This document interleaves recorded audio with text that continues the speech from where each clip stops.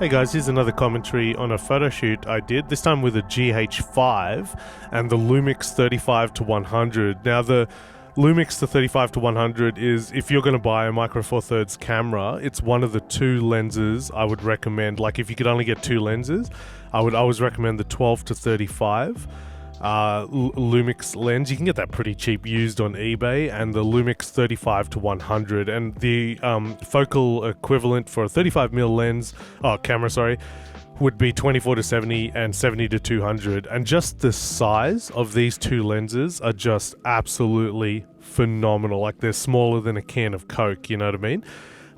So it's amazing. And I was hybrid shooting for this shoot, so I was shooting video as well as photos.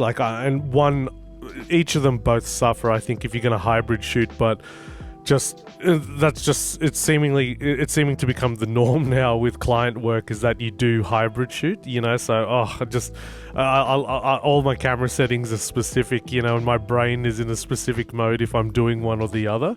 But yeah, quite often I'm hybrid shooting now, but I would have loved to have taken a lot more photos than what's shown here. But man, the 35-100 is such a good lens, like for photography. I was really surprised because I usually use it just for video, and the 70-200 focal range is really important for boxing, so you can just stay, you know, you can just snipe shots and not have to, like if you're using a prime lens, which I do a lot, you have to get really close to the ring to get really intricate or detailed shots with a 50mm, say, or, you know, whatever. That could interfere with the training or the sparring, and I knew I was coming into a sparring session and I really wanted to stay long, and there were quite a few people I didn't know that were sparring. Usually with people I do know, they're quite happy for me to hang alongside the ropes and take photos and stuff like that, but for people I don't know, I just don't want to put them off if they're sparring, because sparring can be very, very dangerous, obviously. So I wanted to stay long, so I bought the 35-100, and I am so happy with these photos. I've taken some of my best photos with the GH5. The GH5 takes incredible photos, really, really good. So, and the shadow play here was really interesting, where, you know, where the fighters were going in and out of shadows just because the sun was where the sun was during the day, or the sun was coming in and out of clouds. So that was really, you know, challenging sometimes, but you come out with some really interesting shots. But yeah, I know a lot of people get the GH5 for video, and it's a beast at video. I still use it to this day for client work, for video production.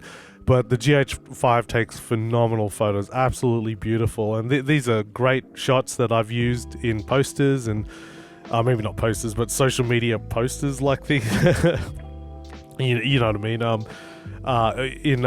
for social media to promote the gym and things like that. So if you can design as well, if you're a designer and if you're looking for a cheap camera to take photos, don't be afraid of getting the GH5, and that'll cover you if you want to move on to video as well. But you'll be taking phenomenal photos with the GH5. Everyone loves the full frame cameras. I don't know. I was designing before I started heavily into photography, and I was if you give me a high res image, there's a lot I can do with it. You know, I can make, you know, again, posters, video. There's a lot of things you can do with a good high-res photo. So I don't quite understand why people will shoot down, it's Micro Four Thirds, you know, it's not full frame. I'm pretty sure, like, if you give me a high-res footage image that's, you know, a good photo taken from a GH5, there's a lot I can do with it. You know, there's a lot you can do with images coming from a GH5, and definitely in video. My gosh, there's just so many videos on YouTube that's proven that. But yeah, and the lens, the 35-100 lens, the 70-200, it's amazing. It's really, really good. My only complaint with these two lenses is that the focus ring, if you're shooting video especially, and you do it all day, say like a wedding or an all-day event, the focus ring isn't great. Like turning it, you know what I mean, like all day it's not great. It gets a bit uncomfortable and just not very smooth, like especially if you move on to like an L series Canon lens or something like that, or a proper cinema lens, or I've, you know, my EX1 has a proper video focus ring on that. They're way better. Like you know, this lens is built for photography.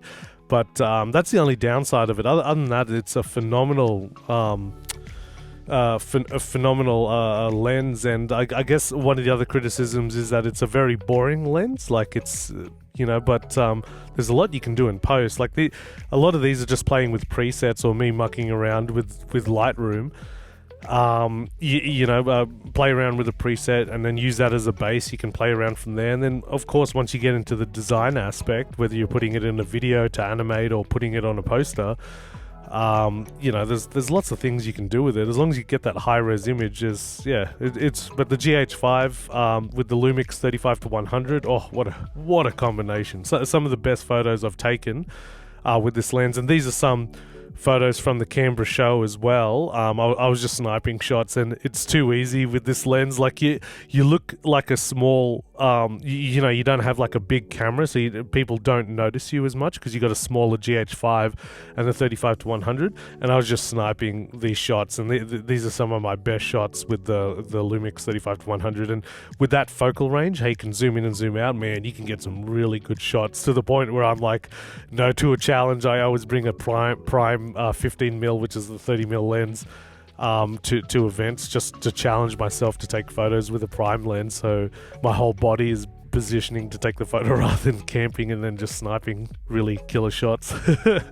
Alright guys, the GH5 with the Lumix, the 3500, what a killer combo for photos.